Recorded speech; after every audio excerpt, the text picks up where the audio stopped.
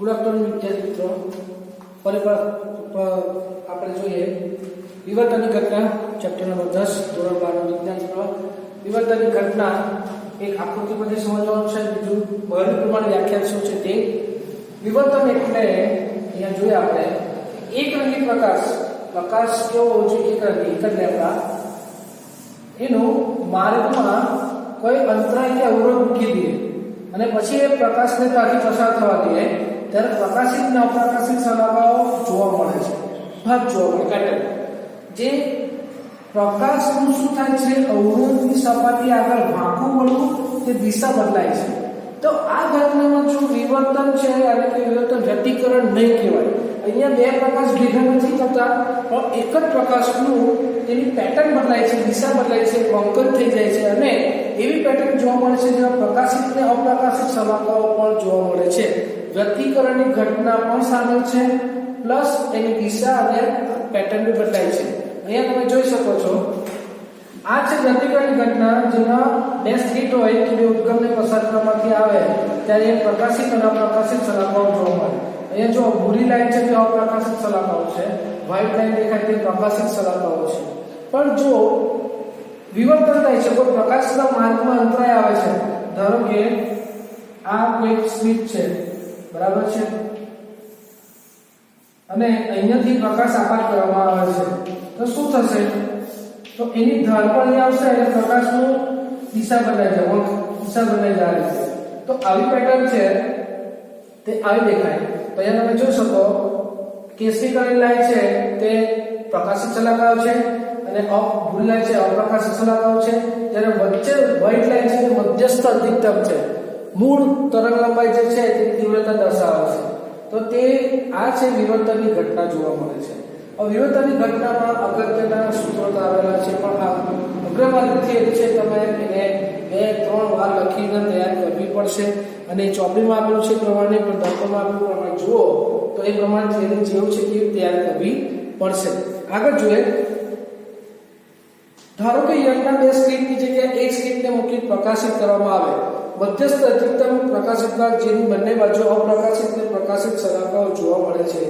તીવ્રતા તેના કેન્દ્રથી દૂર જતા ઘટે છે.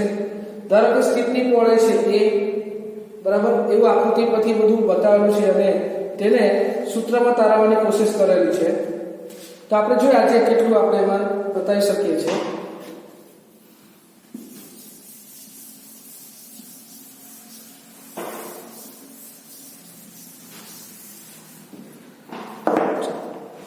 તો આકૃતિ આપણે જોઈએ પહેલા.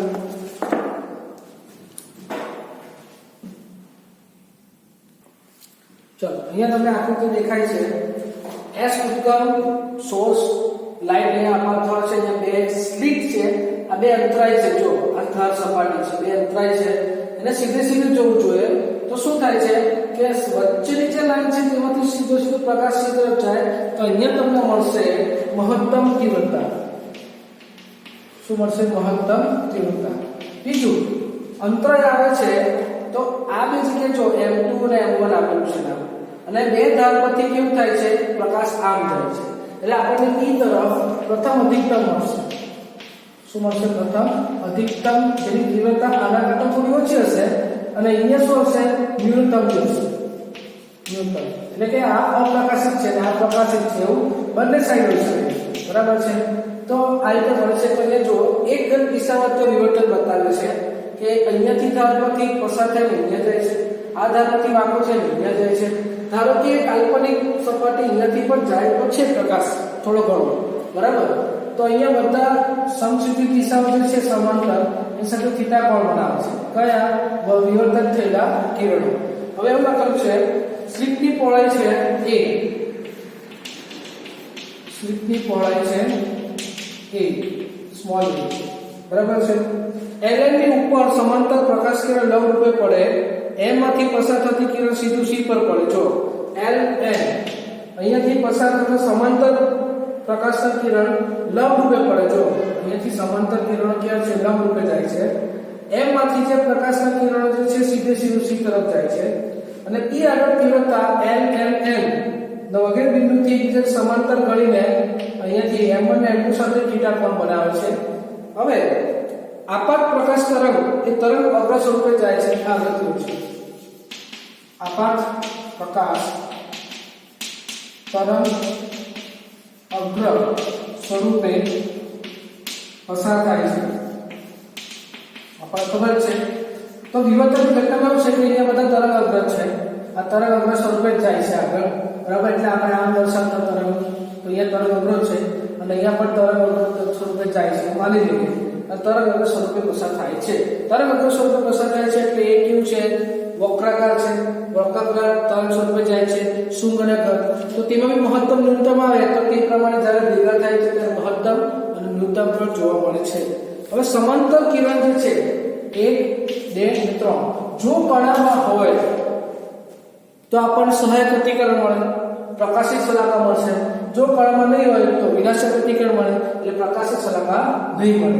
તો અહીં આપણે લખીએ જો સમાંતર કિરણો ત્યાંથી L M અને N માંથી કણામાં હોય કણામાં હોય તો સહાયક પ્રતિકરણ મળે અને P બિંદુ આગળ શું મળશે P બિંદુ પ્રકાશિત મળશે પ્રકાશિત મળે P બિંદુ પ્રકાશિત મળે છે તો હવે કણા તફાવત આપણે જોઈએ તો NP માટે પદ તફાવત NP NP બરાબર NQ જ્યાં NQ છે a sin થીટા સમજાવું તમને NP LP તો આ જે કણા તફાવત થયો અહીંયા થયો આ છે બિંદુ Q આ Q બિંદુ આપણે આ જે કિંમત જોઈએ છે એનો ખૂણો કેટલો છે થીટા થીટા છે ને તો આ શું થયું સામેની બાજુમાં કહ્યું ને આપણે તો અહીંયા આ સ્ટ્રીપની પહોળાઈ a છે અને આપણને આ જોઈએ છે તો એના કયા ગુણાંકમાં આવશે તો અહીંયા આપણે માની લઈએ કે આ થીટા છે બરાબર તો થીટાની સામેની બાજુ કેવા છે આ બરાબર તો સામેની બાજુ a કર્ણ આ સામેની બાજુ તો a sin થીટા બરાબર nq થશે nq બરાબર થશે એટલે આપણે આ જોઈએ છે આ સામેની બાજુ બરાબર આ વિકર્ણ એ રીતે આપણે nq મળશે હવે nq એ sin થીટા છે તો આગળ જોઈએ હવે m1 અને m2 વચ્ચેનું અંતર y છે આ બે વચ્ચેનું અંતર જે છે y છે તો એ શું લખે છે ભાઈ m1p m2p બરાબર ઓલમોસ્ટ શું કહે છે y થીટા કેમ y theta sin theta cos theta કેમ કે ઘણું નાનું છે આ બે અંતર જે છે ઘણું નાનું છે એટલે આપણે sin થીટા cos થીટા ને ડાયરેક્ટ થીટા લીધું છે જો બધા સમાંતર અને સુસંબંધ ફાળો હોય તો ફ્રેનેલના વૈજ્ઞાનિકે વિવર્તન લાક્ષણિકતા દર્શાવી ફ્રેનેલ નામના વૈજ્ઞાનિકે શું દર્શાવી લાક્ષણિકતા દર્શાવી કે c આગળ આપણને થીટા 0 મળે છે જો અહીંયા થીટા 0 મળે તો શું મળશે આપણને મહત્તમ તીવ્રતા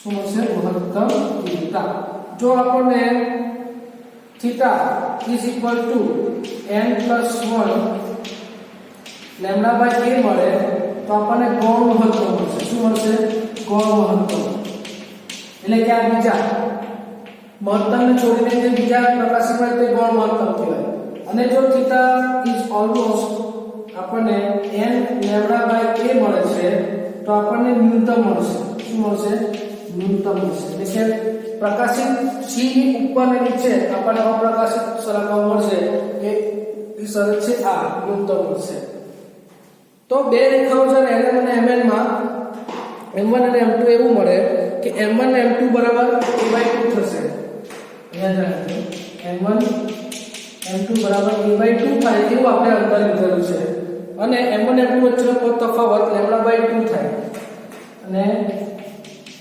m1p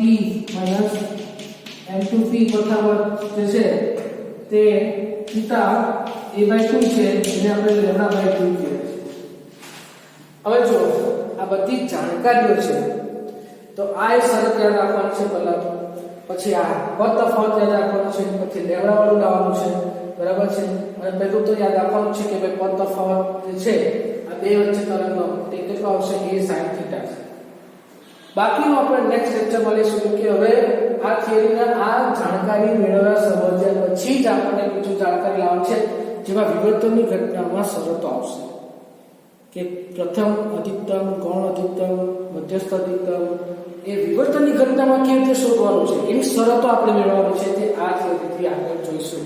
તો એ થિયરી ચોપડીમાં તમે જોશો તો ઘણી બધી લખેલું છે, બરાબર. અને એમાં કોણ પર આધાર રાખે છે, એન પર આધાર રાખે છે, સ્લિટની પહોળાઈ પર આધાર રાખે છે, અને કે ક્યાં નબળી થશે, ક્યાં વધુ આવશે, તે બધું લખેલું છે. તે આપણે નેક્સ્ટ લેક્ચરમાં લઈશું, બરાબર. અને વ્યતિકરણ અને વિવર્તન વચ્ચેનો ભેદ પણ સમજાવીશ. તો આજના માટે આટલું રાખીએ, બાકીનું નેક્સ્ટ લેક્ચરમાં.